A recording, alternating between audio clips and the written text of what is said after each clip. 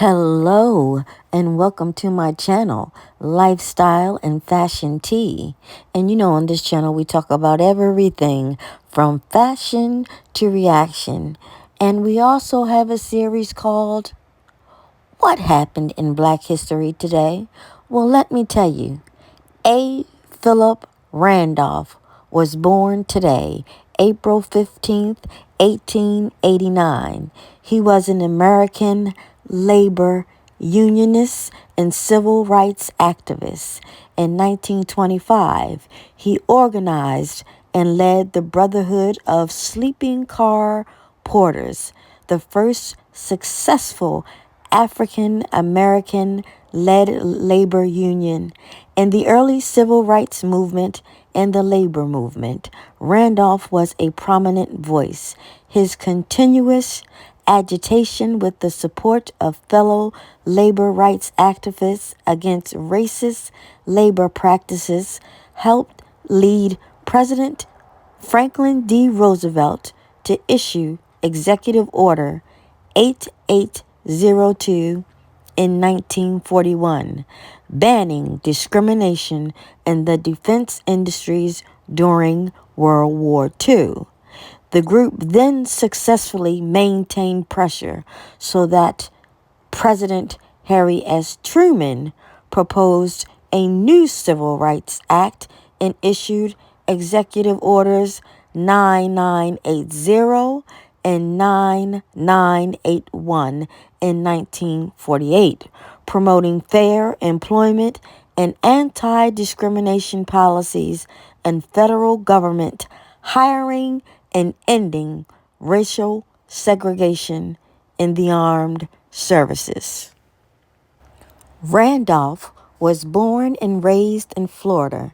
He was educated at Cookman Institute, then moved to New York City as part of the early Great Migration, leaving behind the discriminatory Jim Crow era South.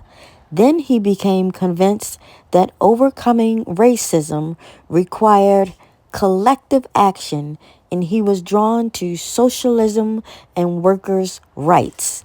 He unsuccessfully ran for state office on the socialist ticket in the early 1920s, but found more success in organizing for African American workers' rights.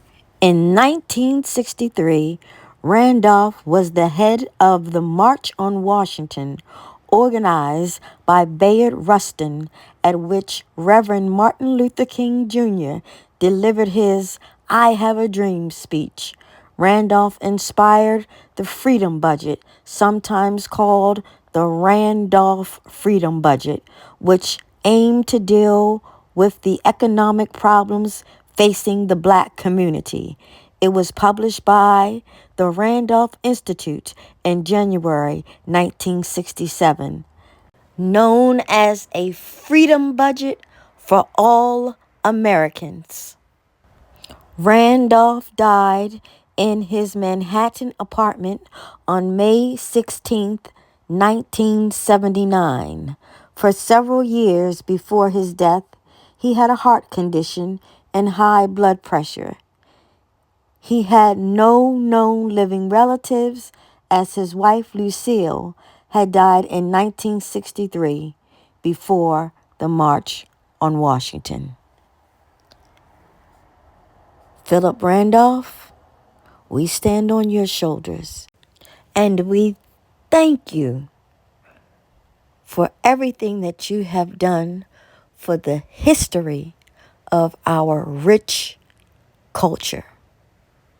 May you continue to rest in peace.